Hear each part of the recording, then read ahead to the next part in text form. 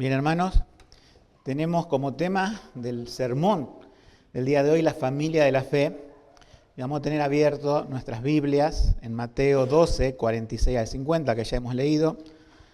Son estos 5 cortos versículos.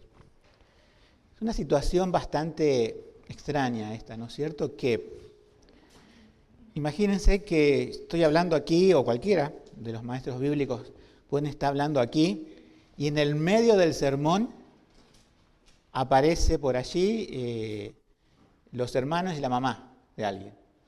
Y lo mandan a otro hermano diciendo, interrumpí el sermón porque venimos a buscarte y queremos hablar algo. Es muy raro, ¿no? Esta historia, ¿no? No lo hicieron antes del sermón. Él estaba predicando a multitudes. No lo hicieron después, que sería, si tenían algo urgente que decirlo. No, en el medio, mientras él hablaba. Yo no sé si se dieron cuenta de esto en la lectura bíblica cuando lo leyeron en sus casas, porque siempre compartimos el versículo que se va a dar un día antes. Pero es una situación incómoda para Jesús, para los discípulos, que el maestro, el rabí, Jesús, para muchos reconociéndolo Mesías, otros como los fariseos criticándolo, pero viene su mamá y sus hermanos en el medio de la predicación. Y Jesús deja una enseñanza aquí, y es la enseñanza que vamos a transmitir en esta mañana. Pero vamos a ver primeramente como una especie de introducciones, porque son, como digo, 5 versículos, algo muy corto. Vamos a considerar bíblicamente la familia terrenal de Jesús. Cómo se componía, cómo eran sus integrantes. Después vamos a considerar nuestras propias familias de sangre y lo que la Biblia dice, tanto en el Antiguo como en el Nuevo Testamento, acerca de la familia de sangre. Y como tercer punto, vamos a ver lo que esta historia nos enseña acerca de la familia espiritual. Y el término familia de la fe es un término del Nuevo Testamento, no lo he inventado yo para el título del sermón. Es lo que textual dice un par de versículos que después vamos a ver. Entonces, primeramente, vamos a ver la familia terrenal de Jesús. Nosotros sabemos, hermanos, que Jesús, su Padre es el Padre Celestial, porque Jesús nació de manera milagrosa. O sea, Jesús no nació como otro niño en el mundo que tiene un padre terrenal, el cual tiene que unirse conyugalmente con su madre para concebirlo, sino que el Espíritu Santo, así le dijo el ángel que se reveló a María, te hará sombra, es una forma poética de expresar del milagro del nuevo nacimiento. Entonces José, podemos decir que era de Jesús, era el tutor, ¿sí? El tutor legal. Cuando se inscribe, él tuvo que poner ahí su inscripción. Recuerdan que habían ido a Belén a reempadronarse. Bueno, y de paso tuvieron un niño. Ese niño es Jesús. Pero el Padre de Jesús, ¿no es cierto? El Hijo, que es la segunda persona de la Trinidad, encarnó en virtud de la obra del Espíritu Santo. O sea, la parte humana de Jesús, ¿sí? Porque su divinidad es eterna, existía desde antes de la creación del mundo, pero su parte humana está proporcionada por el óvulo, obviamente, de María, pero en virtud del Espíritu Santo. O sea, no era una unión de un hombre. José, hay algo que destaca la Escritura, que nosotros podemos conocer algo de este tutor de Jesús, que no aparece mucho en la Escritura y directamente los 4 evangelios callan acerca de que si él estaba vivo o no, cuando Jesús comienza su ministerio, lo cual se supone que no estaba vivo, que había partido.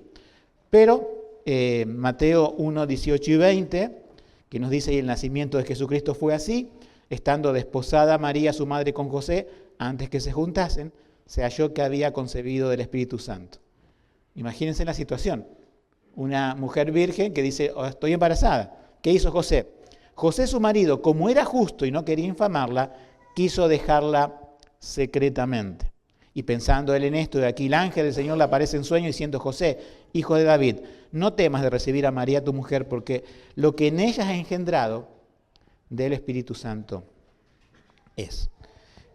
En medio de esos 2 versículos hay un detalle que la Biblia lo destaca. ¿Cómo era José? Dice, justo. Bueno, alguno dirá, Pero ¿cómo es eso? Porque en Romanos nos dice que no hay nadie justo.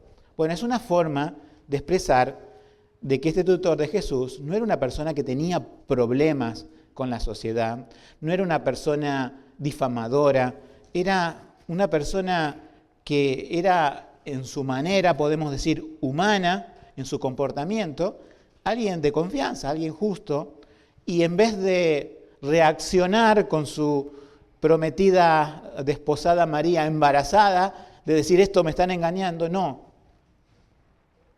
Lo guardó en su corazón, lo pensó, y otro de los evangelios nos dice que pensaba diciendo, bueno, esto no puede pasar, esto es algo inusual, y pensaba quizás dejarla secretamente.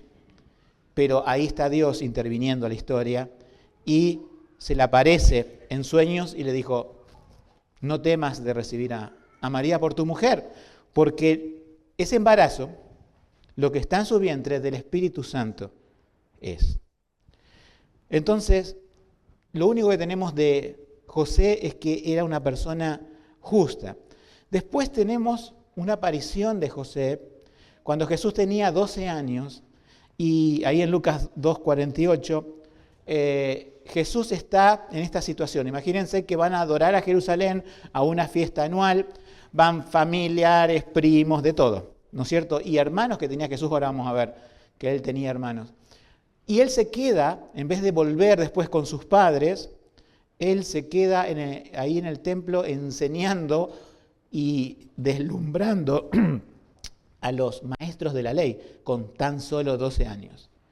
Entonces, bueno, se preocuparon, pegaron la vuelta a José y María, lo buscaron, estaba ahí en el templo. Y cuando le van a buscar, María le dice esto, tu padre y yo te hemos buscado con mucho pesar. Y aquí es una cuestión que Jesús empieza a marcar lo que ellos estaban olvidando, y especialmente María, porque le dice, ¿no sabíais que en los negocios de mi Padre me conviene estar? Claro, nosotros aquí en la Biblia lo tenemos con mayúscula. Sabemos a qué Padre se refiere. ¿A quién? A Dios. Pero dice la Biblia que ellos no entendieron en ese momento. Uno diría, pero es bastante obvio, ¿no? Mi padre es carpintero, tutor legal, ¿no? Y no estaba hablando de carpintería ni de madera con los fariseos, con los maestros de la ley. Cuando él dijo, me conviene estar en los asuntos, en los negocios, en algo que es prioritario. Y eso prioritario era Dios, la misión que él venía a hacer como Mesías. Como ven, el paso de José en la historia es muy, muy breve. Pero, si bien no lo habló a él, lo habló María diciendo que te hemos buscado con tu padre, él ya marcó. El padre con mayúscula, el que había sido aquel que convive en la eternidad en tres personas, Padre, Hijo y Espíritu Santo, ¿sí? Se estaba refiriendo a él, a ese Padre trinitario. Pero ellos no entendieron porque pensaban, no sé, que Jesús estaba equivocado en eso.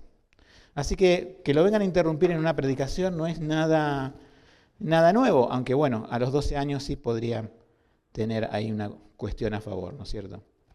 Entonces, de José no se dice nada, no tenemos más nada de José, pero sí tenemos algo que cuando Jesús está en la cruz, y esto está en Juan 19:26, él sabe que va a morir, resucitar y va a ascender al cielo. Nada lo sorprende a Jesús, es el Hijo de Dios. Pero la ve ahí desde la cruz a su mamá María. Él tenía hermanos, también no sé por qué dijo esto, pero le dijo a Juan, el discípulo amado de él, el menor de los apóstoles, que ahí estaba su madre. Y a su madre María le dice que mira a Juan porque ahí está su hijo. ¿Qué está queriendo hacer Jesús con eso? Diciendo, bueno, terrenalmente Juan va a hacerse cargo. Uno entiende que si estuviera José vivo, él sería el que tendría que hacerse cargo. No sé por qué, pero posiblemente sea esto, que no se la encarga a sus hermanos, porque hasta ese momento quizás sus hermanos no creían en Jesús, sino que se la encarga a alguien que sí creía. a Juan, su discípulo amado. Pero con esto nos da la pauta de que, obviamente, José no estaba. Pasamos a María. María era una mujer temerosa de Dios, es alguien que halló gracia delante de Dios, es una favorecida del Señor, y ella se reconoce en Lucas 1:28 como la sierva del Señor, hágase conmigo conforme a tu palabra. Cuando tiene el anuncio del nacimiento, del milagro del nacimiento virginal, lo que hace María es mostrar que era una mujer seguramente muy joven. No se sabe la edad, pero posiblemente 17, 16 años, no sé, por allí, no tan grande, ¿sí? Y vemos que es una joven temerosa de Dios, pero también vemos que es alguien que tenía pecado natural. Aquí hay un problema a veces con la Iglesia Católica, ¿no? Ellos creen dos cosas de María erróneamente. Creen primeramente que es inmaculada, o sea, como que no tiene pecado. Pero solamente una persona en la historia nació sin pecado. Y ese es Jesús. ¿Por qué? Porque nació en virtud del Espíritu Santo. Pero María tuvo padres como cualquiera de nosotros. Y heredó de esos padres el pecado de Adán. Por lo tanto, ella tenía pecado como cualquiera. Y necesitaba un Salvador como cualquiera. Y ella misma expresa esto para desmentir cualquier teoría errónea católica en Lucas 1:46, que dice María, engrandece mi alma al Señor. Tenía un cántico ella. Y dice, y mi espíritu se regocija en Dios, mi Salvador. ¿Quién necesita un Salvador? Un pecador. ¿Cómo se reconoce María en ese versículo? Yo soy una pecadora que necesita un Salvador. Por lo tanto, todo este engaño que la Iglesia Católica ha hecho, sobre todo en los últimos 2 siglos, que se vuelve cada vez más la mariolatría, ¿sí? Ponen a veces a María como intercesora por los pecadores. Porque claro, si no tiene pecado puede interceder por los pecadores, pero mentira, no puede interceder. Solamente Jesucristo es el único mediador entre Dios y los hombres. Primero porque es el Hijo de Dios, es divino, María no era divina. Y segundo porque es sin pecado. Él sí es inmaculado, pero María no. La segunda cuestión con María, que a veces tienen los católicos, es que dicen que ella fue virgen siempre. Es decir, pero si tuvo a Jesús, dicen, bueno, es como, la otra vez escuchaba, creo que era de Rosario, a un cura decir en un video que es como que tirás una piedra a un lago y después deja de ondear y se cierra. María tuvo hijos e hijas. Podemos estar seguros que por lo menos tuvo 6. Ahora vamos a ver eso. Pero María tuvo hijos. No son los primos de Jesús como quieren hacer los católicos. Entonces, llevó la vida de una mujer, podemos decir, natural de aquel tiempo donde, bueno, tener quizás 8 hijos o algo así es algo común, ¿no es cierto? Es algo, una familia numerosa, algo común. Pero, ¿qué podemos ver del carácter de María? Hay una cosa muy importante en Lucas 2:51, la segunda parte, que cuando Jesús, y esto seguramente ese versículo se aplica a toda la vida de Jesús, ella tenía, ¿no es cierto?, en sus brazos, y cuando fue creciendo, al Salvador del mundo. Fíjense la responsabilidad que, ahora que hay varios nacimientos en la congregación, la responsabilidad que los padres sienten, incluso los abuelos, de tener un bebé en brazos. ¿Y qué tal si era el Salvador del mundo como María? ¿Qué responsabilidad? Y todas las cosas que habrán pasado cuando Jesús dio los primeros pasos, cuando Él ya habrá hecho milagros que no están contados en la Escritura, pero que cuando aparece ahí en una boda en Caná, María sabía que Él podía encargarse de cosas que no cualquiera podía hacer. Pero Él dice, la palabra dice que ella guardaba las cosas en su corazón. No salió por todos los lugares a decir, mi hijo es el Salvador, mi hijo es el Mesías. No fue a la verdulería, a la carnicería a decir, miren, soy la mamá del Salvador del mundo. Una mujer cauta, una mujer que guardaba las cosas en su corazón. Ese era el carácter de María. Una mujer que sabía que Él iba a ir a la cruz porque le dijeron ni bien nació el niño, le dijeron una profecía. Va a traspasar una espada a tu propia alma. Y ese el dolor de perder un hijo en la cruz que no le iba a perder, porque iba a resucitar al tercer día. María es una mujer temerosa de Dios, pero influenciable. ¿Cómo nos puede pasar a todos nosotros? Influenciable por los hermanos de Jesús.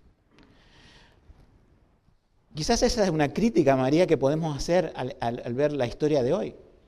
Imagínense, van a buscar a Jesús en el medio de su discurso a la multitud. ¿No podría María decirle, no, a los hermanos, no hagan eso, menos voy a ir yo con ustedes? Él vino a cumplir ese ministerio. Él vino a predicar la palabra de Dios, vino a sanar a los quebrantados de espíritu, a dar libertad a los cautivos. No lo molesten, esperemos que termine su sermón, si queremos darle alguna recomendación. Sin embargo, fue influenciada y fue con todos los hermanos a buscar en comitiva a Jesús. Bueno, nos damos cuenta que es una mujer humana como cualquier otro y que necesitaba la salvación de Dios y obviamente creyó, era una creyente María, pero también influenciable, ¿sí? ¿Qué tal si vemos los hermanos de Jesús? Ahí tenemos otra cuestión, porque los hermanos de Jesús, ¿sí?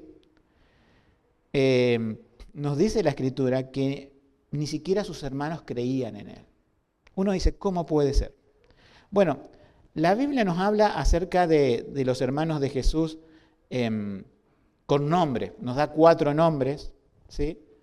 Y nos dice también otro versículo que no están sus hermanas con nosotros y habla en plural de las hermanas. Entonces, si tenemos 4 nombres, más las hermanas en plural, por lo menos son 6. Aunque podrían haber sido más, 7, 8, o sea, 4 hermanas, 4 hermanos.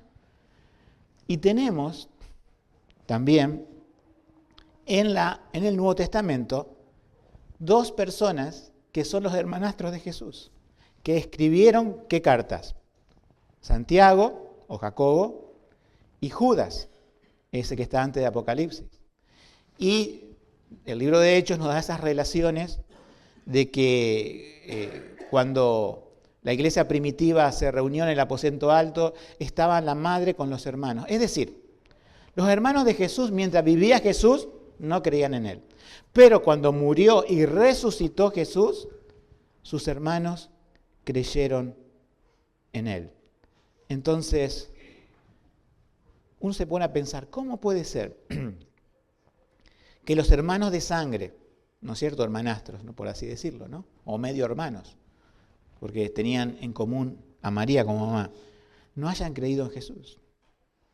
¿Te asombra cuando tenés hermanos o familiares de sangre que no creen en Jesús y vos creés y vos le hablaste y pasaron las mismas experiencias de vida que vos, pero ellos no creen, pero vos sí crees? No te asombres. No te asombres porque a Jesús mismo le pasó. Ahora pónganse a pensar con todo lo que conocemos de la Escritura. ¿A qué venían a interrumpir su mensaje? Hay una parte de la Escritura que nos dice que ellos, no habla de los hermanos y la madre, pero dice los suyos, venían a buscarlo en otra ocasión porque pensaba que estaba fuera de sí. Imagínense, Jesús 30 años con ellos, quizás trabajando en la carpintería. Era muy común que el oficio del padre se traspasara a los hijos. Y en un buen momento dice, no trabajo más de esto, comienzo un ministerio predicando en una sinagoga y ya lo quisieron matar al principio. Y así empieza un ministerio itinerante de predicación. Entonces seguramente los hermanos de Jesús empezaron a ver esto. Jesús se puede transformar en un problema para nosotros. ¿Por qué? Los romanos están ahí conquistando la región y ellos no quieren tumultos, no quieren reuniones, no quieren que se levante un profeta, ni quieren que se levante menos un Mesías. Pero Jesús atraía multitudes. Pero Jesús, y esto es lo más chocante para muchos, predicaba en contra del pecado de la gente. Tanto de los romanos, tanto de los judíos, tanto de los gentiles. Jesús vino a anunciar No como hoy se dice simplemente que amo a todos, sino que si no os arrepintiereis, ¿sí? Pereceréis. Así le decía Jesús a las multitudes. Entonces, seguramente llegó a oídos de los hermanos, o los medio hermanos de Jesús, de que estaban planeando matarlo. Y de que Roma ya lo tenía en la mira, por así decirlo, como posible problema agitador. Entonces, si van a tomarlo a Jesús, quizás puedan tener problemas los hermanos. O quizás los hermanos hayan pensado diciendo, evítate este mal. Evítate ser apresado por los romanos o apedreado por los judíos o tirado a un precipicio como quisieron hacerlo en una oportunidad.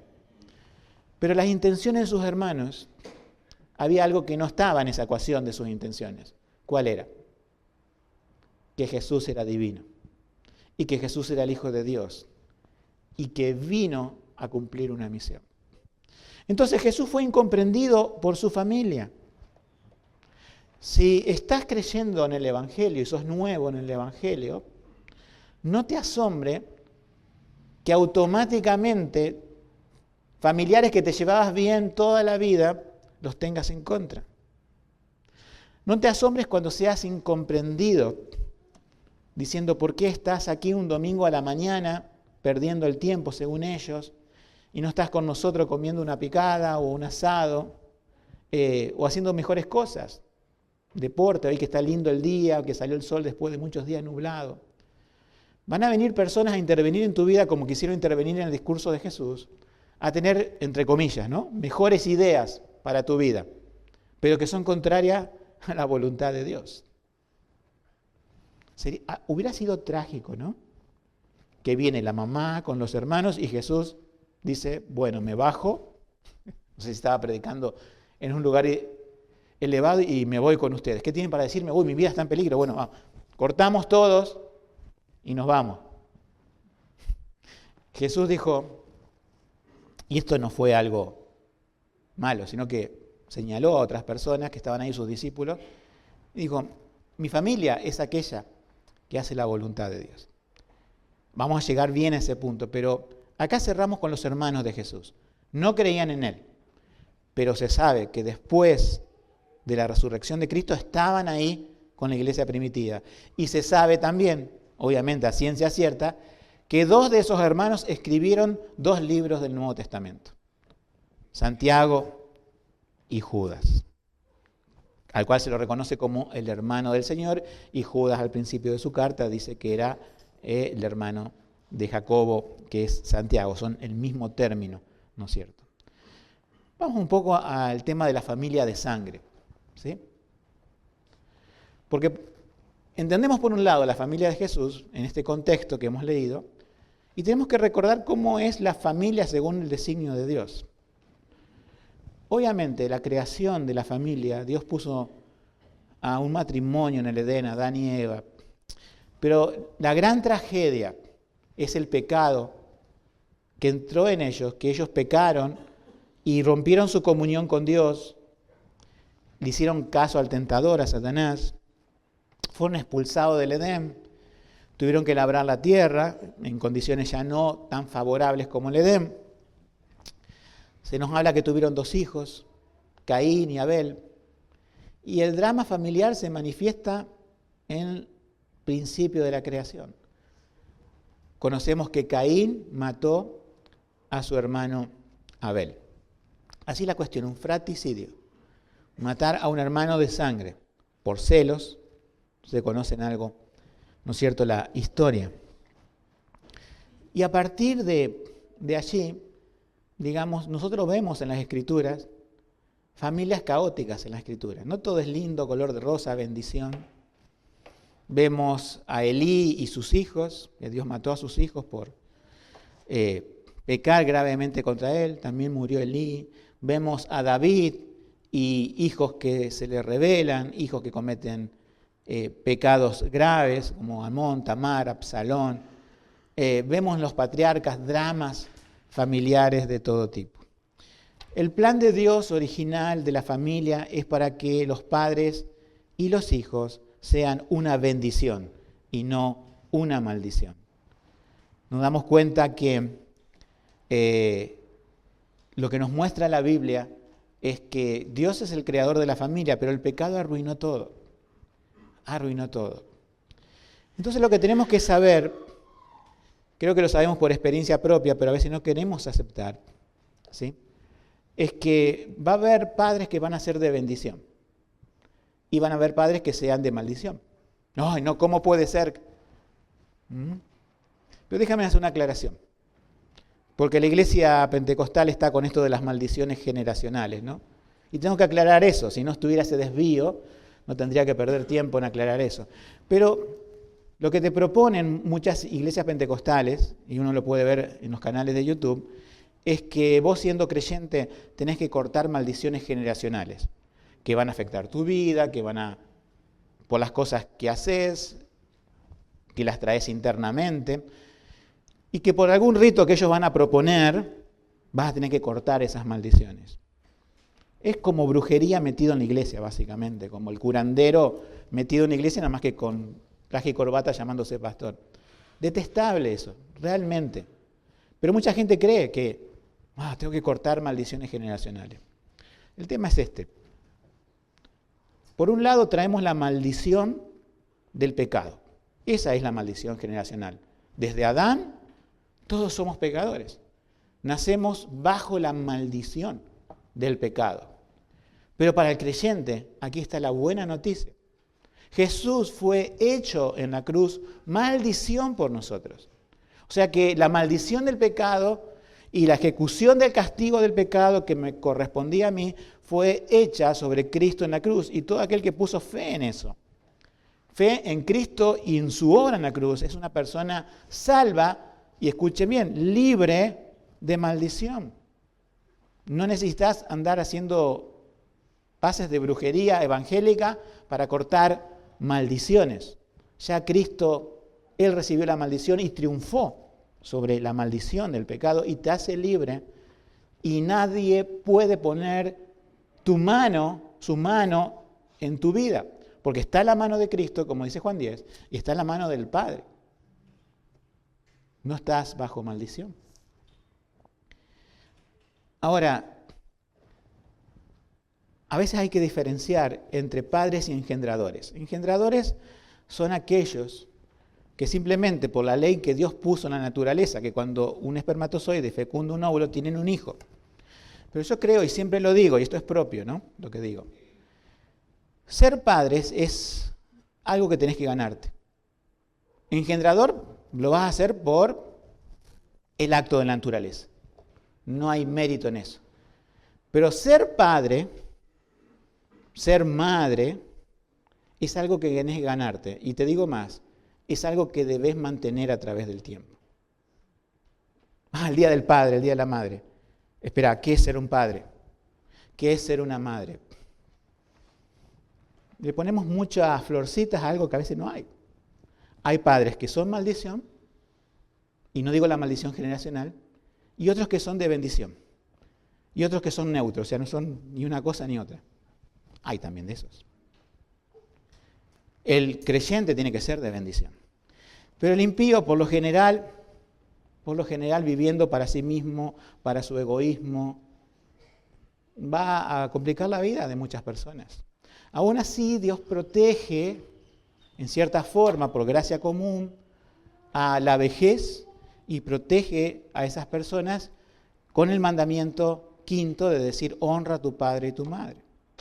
También le recuerda a los fariseos que no pueden dejar de sostenerlos en el caso de que ellos estén en algún apuro por el solo hecho de servir a Dios. O sea, Dios protege en su gracia común aún a los malos padres. Pero también no debemos ser tan inocentes.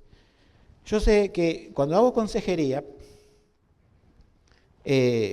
uno se enfrenta con muchas cosas, ¿no es cierto? Y con traumas de la niñez. Personas que han tenido malos padres en diferentes situaciones, desde violencia, abuso, etc. Y esas personas como que rompieron su estructura dada por Dios en gracia común de ser padres o madres, que han abandonado a sus hijos. Ha habido padres que han sido malos padres, hay madres que han sido malos madres, pero Dios les dice a esas personas, aunque tu padre y tu madre te dejaren, con todo, Jehová te recogerá, te tratará y te pondrá en una familia. Es un caso, el tema de los malos padres. Nosotros tenemos que pensar que, porque se mete también en nuestra mente y nuestra cultura, cosas de los impíos, ¿sí? Cosas de los que no conocen a Dios. Nosotros tenemos que pensar que debemos ser buenos padres, debemos ser buenos abuelos, debemos ser buenos bisabuelos o tartarabuelos, si el Señor lo permite, ¿sí? Que hijos honrarán a sus padres, pero no tener esa, podemos decir, no inocencia llamaría, de a veces tratar de satisfacer todos los caprichos y consentir todos los errores. Y veo que es la lucha de muchas personas y de muchos creyentes, que sus padres fueron maldición de chico y se le transforma en una maldición también de grande. ¿Por qué? Porque piensan para sí mismos y nada más. Entonces recuerden esto, nosotros tenemos que satisfacer las necesidades reales. Pide de comer, dale comer. Pide de beber, dale beber. Techo. Nosotros vamos a satisfacer necesidades reales, no las creadas, no las inventadas, porque si no, destruiremos nuestras vidas. Pero no quiero hablar de los padres que no conocen al Señor, quiero hablar de los padres que sí conocen al Señor.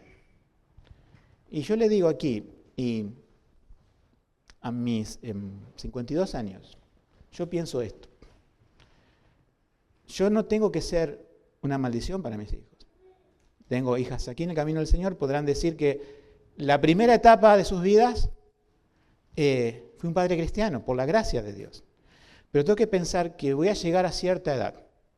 Y yo no me voy a tirar a los brazos de los hijos, sino que voy a ahorrar, voy a pensar cómo voy a llegar a mi vejez para no ser una carga de los hijos. Yo veo que esta sabiduría está faltando en el pueblo de Dios y de iglesias fieles y de doctrina fiel en general. Escuchen bien lo que dice Ezequiel 10,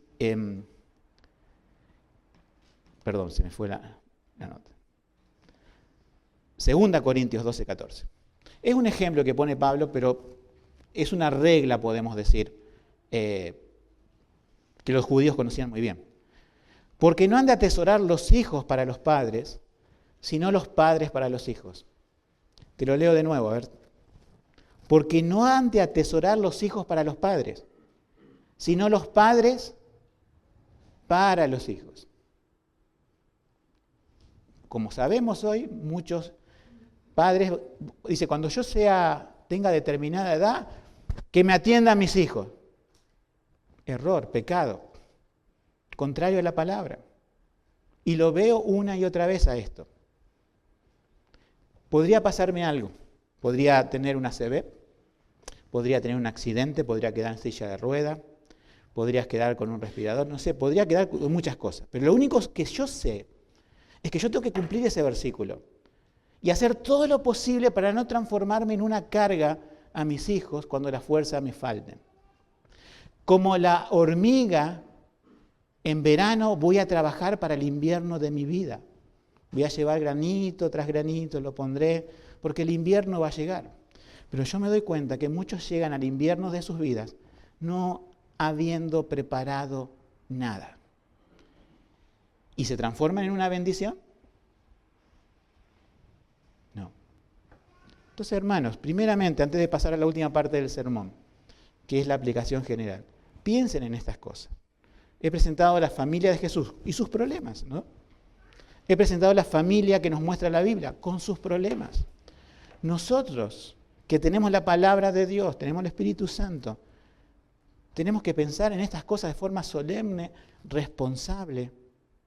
Yo sé que muchos de aquí también, y los aliento, a lo mejor no conocieron al Señor de chicos.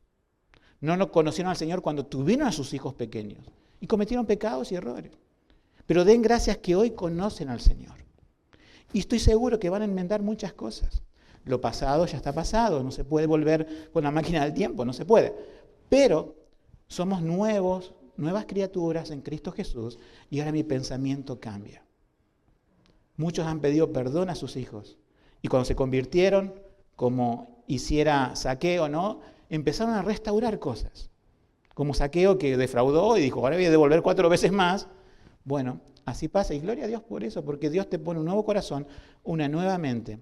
Pero nunca nos olvidemos, ¿sí?, que los hijos atesoran para los padres, los padres atesoran para los hijos y que tenemos que ser de bendición aún.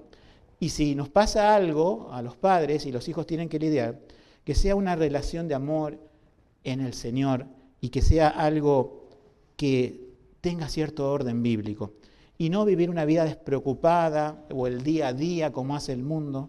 Nosotros tenemos que ser previsores y eso no es falta de fe, eso es responsabilidad espiritual. Jesús, punto 3, establece la prioridad y te lo muestra gráficamente. Dice, señaló con su dedo, ¿quién es mi padre y mi madre? Dijeron, te quieren hablar, pero él extendiendo, dice, versículo 49, su mano hacia sus discípulos y dice, he aquí mi madre y mis hermanos. ¿Qué quiere decir? ¿Que Jesús renunció a su madre? No, porque se la encarga Juan. ¿Que renunció a sus hermanos de sangre o medio hermanos? No, porque 2 de ellos escribieron 2 libros del Nuevo Testamento. Pero estás poniendo la prioridad. Por lo general, el cristiano tiene esta prioridad invertida. Tiene una familia de sangre y una familia de la fe. Y siempre está la familia de sangre primero y la familia de la fe después. Si pueden demostrarme bíblicamente que ese es el orden correcto, los espero para charlar. O podemos ir a esta historia y decir qué hizo Jesús. Tenía familia de sangre en una mano, tenía la familia de la fe en otro. ¿A qué priorizó? Priorizó a la familia de la fe. ¿Por qué? Porque por ellos entregó la vida. Después que los hermanos se hayan convertido, ahí pasarían de ser no solamente medio hermanos, sino a ser la familia de la fe. Pero bueno, pasó eso con ellos. No sabemos si con todos, posiblemente con todos quisiera creer. Pero a veces en nuestras familias no todos se convierten, no todos siguen a Jesús. Y bueno, es un dolor que así suceda, pero algunos van a creer, algunos van a acercarse al Señor. Pero el Señor te ha puesto en una nueva familia, eso es lo que tienes que saber. Una familia, hay que entender bien esto, porque hay determinadas sectas, ¿sí?, como los testigos de Jehová, que te separan de tu familia. Ese es un problema, porque no están evocando la cruz, no están evocando a Jesús, está todo un tema de control y demás.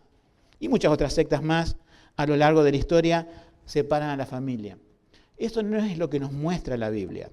No es que debemos despreciar a la familia, no es que no debemos ocuparnos ni volvernos insensibles. Pero sí debemos ser conscientes de que hay una cuestión espiritual y de que si Jesús me compró con su sangre y compró a la persona que está al lado, y se cumplió en él lo mismo que se cumplió en mí el Evangelio de Juan, que dice, a todos los que lo recibieron a Jesús les dio la potestad de ser hechos hijos de Dios. Es mi hermano y mi hermana.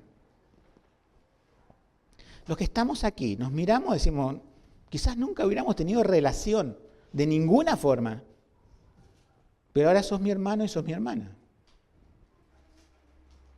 A veces nos vemos como personas que vienen a una reunión y que somos miembros de una iglesia, pero es bueno recordar esto, así como soy hijo de Dios, como sos hijo o hija de Dios, somos hermanos.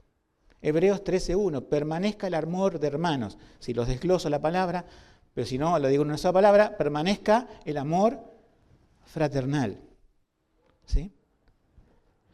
Gálatas 6:10, está acuñada la frase del mensaje de hoy, que dice así que entre tanto que tengamos oportunidad, hagamos bien a todos, fíjense a todos, ¿no? Que nos volvemos malos con algunos, y mayormente a los de la familia de la fe. No vamos a ver por una eternidad. Estamos aquí para cumplir una gran misión, que es la de predicar el Evangelio. Estamos aquí para ayudarnos a caminar en el camino del Señor. Debemos priorizarnos. Debemos priorizar esta familia. porque la Escritura lo exige. Nuevamente la frase aparece en Efesios 2:19. Así que ya no sois extranjeros ni advenedizos, sino conciudadanos de los santos y miembros de la familia de Dios. Fíjate esto. Ya no somos extranjeros, sino conciudadanos. Ese es un ejemplo. Pero también suma a esto, miembros de la familia de Dios. Puede ser que muchos de los que están aquí tengan familia numerosa de sangre. Y puede ser que otros no. Quizás seamos su única familia. Salmo 68:6 dice a tales: el Dios que hace habitar en familia a los solos. A los solos. Yo sé que muchas personas se acercan a veces a las iglesias para no sentirse solos, ¿verdad? No es el motivo sería Jesucristo.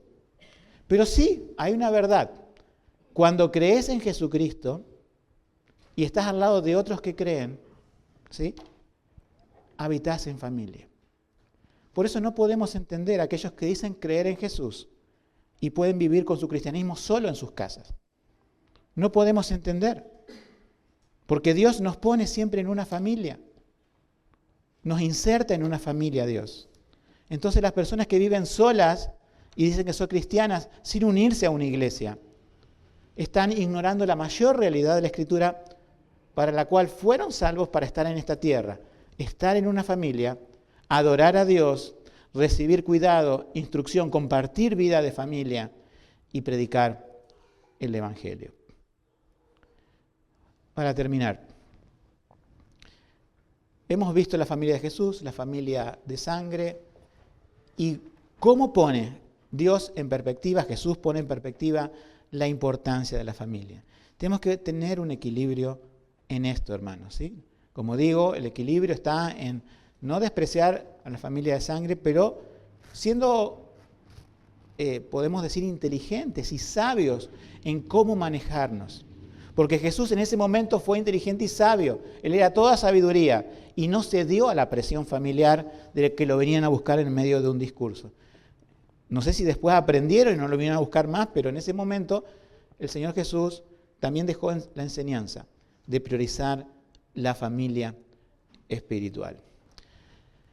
Vamos a tener por delante aquellos que son muy jóvenes aquí, que están añorando quizás en cierto tiempo casarse, formar una familia. Otros quizás no tengan esa experiencia, tampoco podemos decir que se frustren por eso, nuestra identidad está en Cristo. Ser soltero no es un ciudadano del reino de los cielos de segunda categoría, no, nuestra identidad está en Cristo. Otros ya han formado familia, otros han conocido al Señor de grande. Otros todos vamos algunos a envejecer, ¿sí? Esa palabra no les gusta mucho, especialmente a las mujeres, pero sí van a ir pasando los años y que a través de todos estos años que pasan, vamos a quizás a ampliar nuestra familia de sangre porque van naciendo más hijos y las generaciones se multiplican. Pero en medio de todo eso, hay algo que Dios va a seguir edificando, que es su iglesia y esta iglesia local. Vamos a ver caras nuevas, vamos a ver personas nuevas, lavadas por la sangre de Cristo, justificadas, cambiadas sus vidas. Y si eso ocurrió en su corazón, ahora es mi hermano y mi hermana. Debemos recordar esta realidad de familia, hermanos. De decir, ¿por qué nos preocupamos? ¿Cómo nos preocupamos?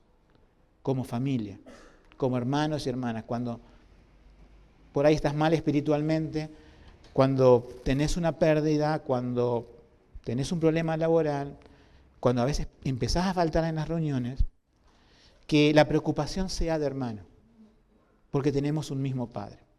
Que el Señor nos dé esta gracia, de esta enseñanza tan sencilla que dio Jesús, de la prioridad de la familia espiritual, pero la hacemos porque el Señor Jesús es el que nos insertó en nuestra familia. Dice la Escritura que Él no se avergüenza de ¿qué? De llamarnos como Hermanos, eso es algo increíble.